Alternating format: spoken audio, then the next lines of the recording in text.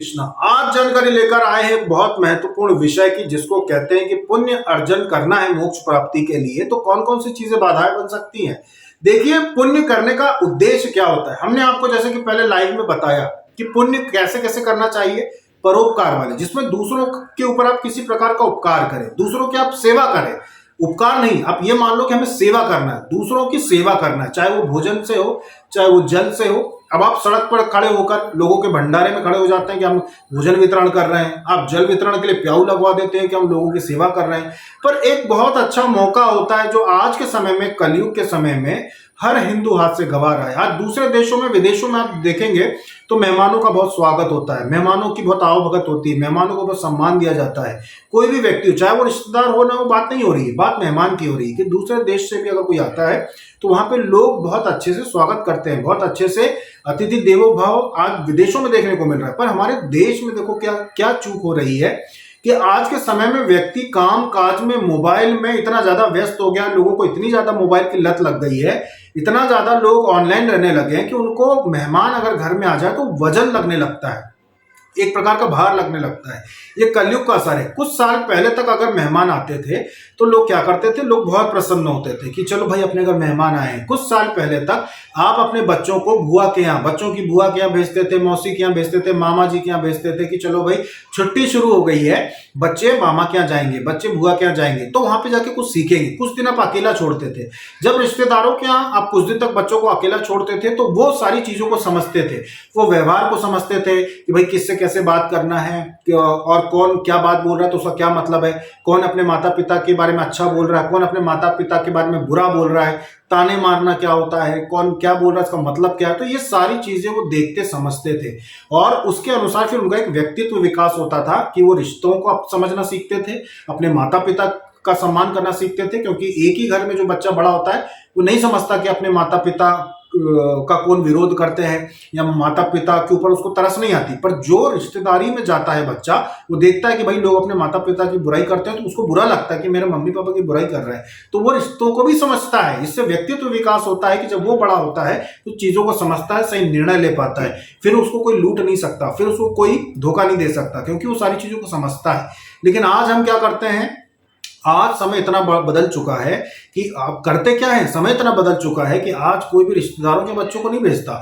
आज कोई भी व्यक्ति, छुट्टियां शुरू होती है तो रिश्तेदारों के भेजने की बजाय, रिश्तेदारों के घर भेजने की बजाय वो ये बोलेगा कि चलो काम करो, 4 दिन का टूर बनाओ, अपन वैष्णो देवी होते हैं या वृंदावन घुमाते हैं या जगन्नाथपुरी घुमाते हैं या चलो कहीं और दूसरे स्थान पे घूम के आ जाते हैं। 4 दिन में भी उतना ही खर्चा होना है और चलो अपनी इज्जत तो बनी रहेगी। अभी किसी के घर जाएंगे मेहमान बन के तो परेशानी होगी, बेइज्जती होगी। तो आज समय इतना बदल चुका है कि लोगों का व्यवहार इतना बदल चुका है, लोग इतने ज्यादा मोबाइल में व्यस्त रहते हैं कि अगर कोई मेहमान घर आ जाए तो लोगों को कष्ट होने लगता है कि यार अब अपन तो टीवी देखते थे 6 घंटे, अब मेहमान आ गए तो अपन टीवी नहीं देख पाएंगे, अपनी आदत है फलाना फलाना सीरियल देखने का, मेहमान को बोल नहीं सकते चैनल बदल दो, अपन तो मोबाइल में इतनी देर बैठते थे, अब मेहमान आ गए तो अपन बोल नहीं सकते।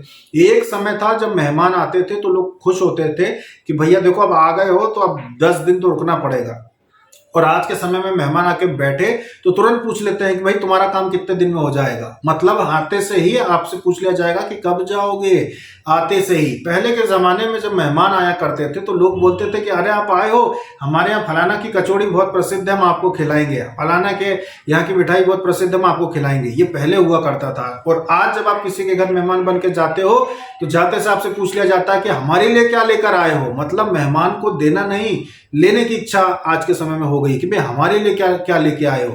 तो आज समय बदल चुका है। पहले के समय में जब मेहमान आते थे तो लोग ये करते थे कि चलो भाई ज्यादा से ज्यादा स्वागत करते हैं, चलो भाई इनको अपने यहाँ की कोई अच्छी जगह घुमाने लेके चलते हैं, चलो वहां चलते हैं, हमारे वहां पे अच्छा स्थान है, हमारे वहां पे चलते हैं, हमारे अच्छा स्थान है।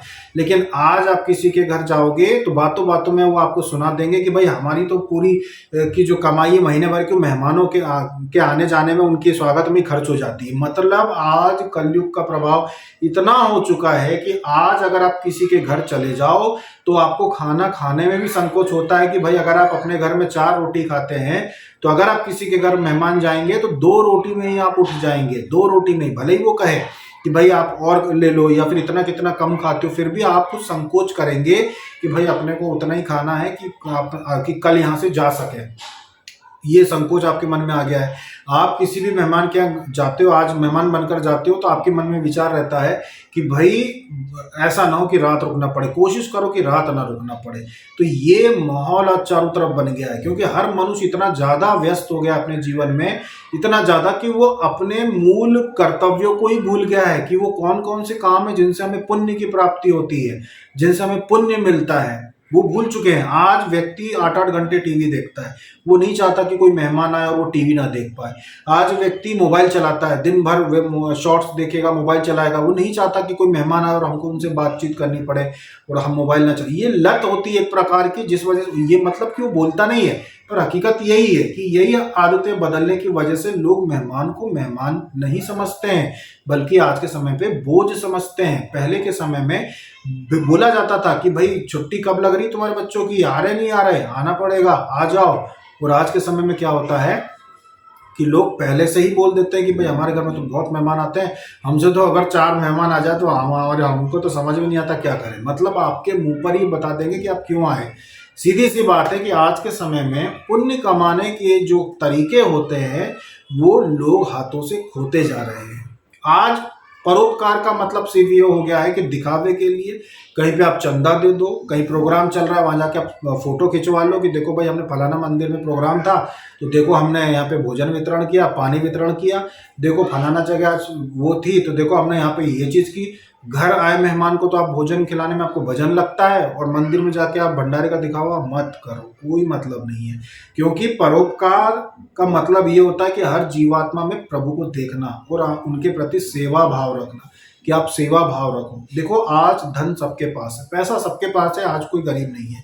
तो कोई भी व्यक्ति ये सोच के किसी को नहीं वो करता है कि भाई ये गरीब है तो उसका सम्मान ना कर रहा हो, कोई पैसे वाला रिश्तेदार आएगा तो उसका सम्मान रहेगा, ऐसा नहीं है। आज के समय में सबके पास पैसा है, घर सबके पास होता है, तो आज ऐसा नहीं है। आज सिर्फ और सिर्फ वजन समझा जाता है कि मेहमान होना ही नहीं। आज के समय में ये हो चुका है कि मेहमान होना ही नहीं, ये हो गया है। तो ये एक तरीका है पुण्य कमाने का कि देखो आप जीवन के अपने कर्तव्य को निभा रहे होते हैं, आप अपने जीवन के कर्तव्य को निभाते हुए छोटी छोटी चीज़ों का ध्यान रखें कि अगर आपके घर में कोई मेहमान आता है उसको वजन ना समझें, क्योंकि ये तो आपके मरने पे भी आएंगे ना। क्या सिर्फ अर्थी उठाने के लिए मेहमानों की आवश्यकता है?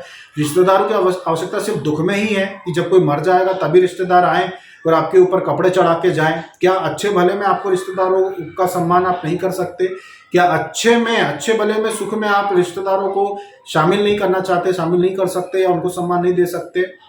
आज खुद ही आप देख लो, आपके घर में साल भर में कितने मेहमान आते होंगे। आपका व्यवहार अगर आपको समझना है कि सही है या गलत है तो आप खुद समझो कि साल भर में आपके यहाँ जन्मदिन हो या कोई भी छोटा मोटा कार्यक्रम हो या यूं ही आप साल भर के मेहमानों की गिनती करो कि आपके घर में कितने मेहमान आते हैं, और अगर कोई आपके घर में मर जाएगा तो कितनी पब्लिक इकट्ठी होगी। तो आप बोलेंगे कि भाई साल भर में गिनती के 15 लोग हैं जो हमारे घर में आते जाते होंगे। कोई कुछ घंटे के लिए आता होगा, दिन भर के लिए आता होगा, तो कोई बस 15 मिनट के लिए आता होगा, कोई 1 रात रुक के जाता होगा, तो कोई 4 रात रुक के जाता होगा।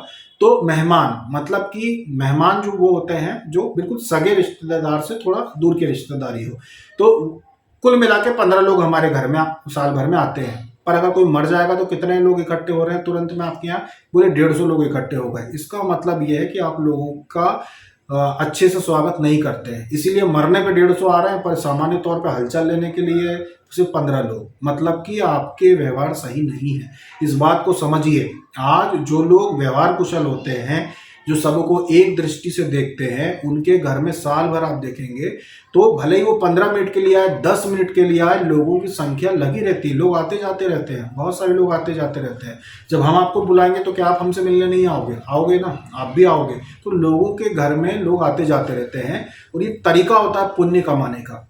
हमारे शास्त्रों में भी ये बात कही है, हमारे धर्म में भी, ये संस्कृति में भी बात कही गई है कि भाई जो व्यक्ति, समझना इस बात को, कि जो व्यक्ति किसी बाहर के व्यक्ति की सहायता करेगा, बाहर के व्यक्ति को भोजन कराएगा, उसको पानी देगा, उससे ज़्यादा पुण्य मिलेगा जब आप अपने रिश्तेदार को भोजन कराते हैं। समझना इस बात को, जब आप अपने रिश्तेदार को भोजन कराएंगे, आप बाहर जाके नाटक कर रहे हो, सड़क पे खड़े होकर भंडारा कर रहे हो, उससे ज़्यादा पुण्य तब मिलेगा जब आप अपने रिश्तेदार को भोजन कराओगे। अगर आपका रिश्तेदार आया है उसको भोजन कराओगे उसका ज्यादा पुण्य है बजाय सड़क पे भंडारा करने से। इस बात को समझो। रिश्तेदार से भी ज्यादा पुण्य किसका है? रिश्तेदार को भी भोजन कराने से ज्यादा पुण्य होता है आपके भांजे और भतीजी को, भांजी और भांजे को भोजन कराने। भतीजी नहीं, भांजे और भांजी, यानी आपकी बहन के बच्चे, ये पूरे देवता समान होते हैं, आपके इष्ट भगवान का अंश होता है इनमें। कि आपकी बहन का बालक हो या बालिका हो, भांजा भांजी, इनको रिश्तेदारों से भी भोजन कराने से ज्यादा भोजन कराने का लाभ आपको, पुण्य मिलता है आपको। जैसे ब्राह्मण भोजन का पुण्य मिलता है ना, कि ब्राह्मणों को भोजन कराओ। आप सामान्य 4 लोगों को भोजन कराओ और एक ब्राह्मण को भोजन कराओ, तो उस ब्राह्मण को भोजन कराने का ज्यादा लाभ मिलता है। वैसे ही इन सब से ज्यादा लाभ मिलता है जब आप सेवा करते हो अपने भांजे और भांजी की। आप जाके 1000 कंबल दान कर दो, उससे ज्यादा अगर आपने एक रुमाल अपने भांजे या भांजी को दिया है ना, उसका पुण्य ज्यादा मिलेगा। तो ये चीजें होती है कि पुण्य कमाने की बहुत सारी चीजें होती है, जिसमें एक चीज ये भी है जिसको आज के समय में लोगों ने जड़ से नकार दिया। जड़ से लोगों ने इस चीज को बिल्कुल अलग अलग कर दिया, और वो होता है मेहमानों का स्वागत करना। वो भी पुण्यदायक एक चीज होती है। और इस बात को अब बहुत सारे लोग ऐसा बोलेंगे, शायद ये इसलिए ऐसा बोल रहे हैं कि जब ये हमारे घर आए तो हम इनका स्वागत करें। ऐसा बिल्कुल भी नहीं है, क्योंकि हम तो न्यूट्रल हो चुके हैं। न्यूट्रल का मतलब ये होता है जिसको ना सुख से ज्यादा प्रसन्नता होती है ना दुख से ज्यादा दुख होता है। ऐसा व्यक्ति जो न्यूट्रल होता है, हमें तो कोई पानी भी ना पूछे तब भी हमें फर्क नहीं पड़ता, और कोई अगर 56 भोग भी खिलाएगा तब भी कोई फर्क नहीं पड़ता, क्योंकि हम इन चीजों से बहुत आगे आ चुके हैं। तो ऐसा कोई भी मत सोचना, क्योंकि बहुत सारे लोग ऐसे होते हैं जो हम जब वीडियो में कुछ बोलते हैं तो वो तुरंत अपने ऊपर ले लेते हैं कि जरूर हमारे लिए बोल रहे हैं, जरूर हमारे, मतलब हमारे पास सारे काम छोड़ के कुछ लोगों के ऊपर बोलने के समय बचा है कि हम अपना सब कुछ छोड़ के अपनी पूजा पाठ भक्ति, इतने सारे साधक साधिकाएं, उनके अनुभव, उनके जीवन की समस्याएं, उनके साथ क्या हुआ, वो सारी चीज छोड़ के हम कुछ गिनती के लोगों के लिए वीडियो बनाएंगे। हमारे पास इतना ही काम रह गया है। अगर कोई ऐसा सोच रहा हो कि हम ये आपके लिए बोल रहे हैं तो मत सोचना, हमारे पास इतना समय नहीं है कि हम किसी के ऊपर बोले। और जो ऐसा सोच रहा होगा ये समझ लेना कि भाई आपके मानसिक दोष है कि अगर आपने इसको अपने ऊपर लिया। तो हम किसी व्यक्ति के ऊपर नहीं बोल रहे हैं, ये हम सामाजिक रूप से बोलते हैं। जब भी हम वीडियो में कोई बात बोलते हैं सामाजिक रूप से, क्योंकि इतने सारे साधक साधिकाएं, सबके अपने अपने अनुभव होते हैं। उनके नाम तो ले नहीं सकते कि भाई देखो एक साधक के साथ ऐसा हुआ ऐसा हुआ ऐसा हुआ तो उससे ये सीखने को मिलता है। नहीं, हम सार्वजनिक तौर पर बोलते हैं कि आजकल ज्यादातर जो लोगों के साथ हो रहा है वो यही हो रहा है कि भाई आप बहुत सारे मौकों में एक ये मौका भी आप गवाते हैं कि मेहमान आए तो उनको इतना सम्मान दें कि उनको ऐसा ना लगे कि अपन इनके घर आने पे बोझ बन गए, या अपने आने से इनको कोई तकलीफ हुई है, या फिर इनको भारी लग रहा है। ऐसा बिल्कुल भी ना आप व्यवहार करें, अन्यथा कहीं ना कहीं आप मौका गवाते हैं पुण्य कमाने का। तो जितने भी चीजें आप करते हैं, जीव जंतुओं के लिए भोजन दाना पानी आप देते हैं, आपके घर पे गाय आके खड़ी होती है, उसको आप देख ये मत सोचे कि भैया अभी तो रोटी नहीं है या रोटी खत्म होनी, जो भी है कुछ नहीं है तो खाने पीने के आपके खुद के लिए कुछ चीज हो तो वही खिला दो आप।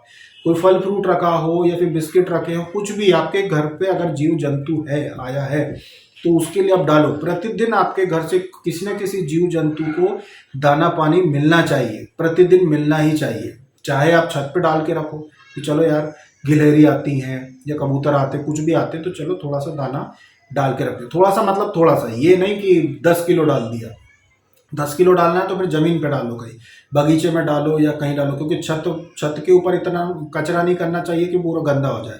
छत साफ रहनी चाहिए। ये इतनी सी 1 चम्मच चावल कहीं कोने पे डाल दिए, और चींटियों के लिए आटा वगैरह गमले वमले पौधे वौधों के नीचे डाल दो। ये ऐसा काम करना कि प्रतिदिन कोई ना कोई जीव जंतु भोजन पाए। तो इन चीजों से पुण्य मिलता है।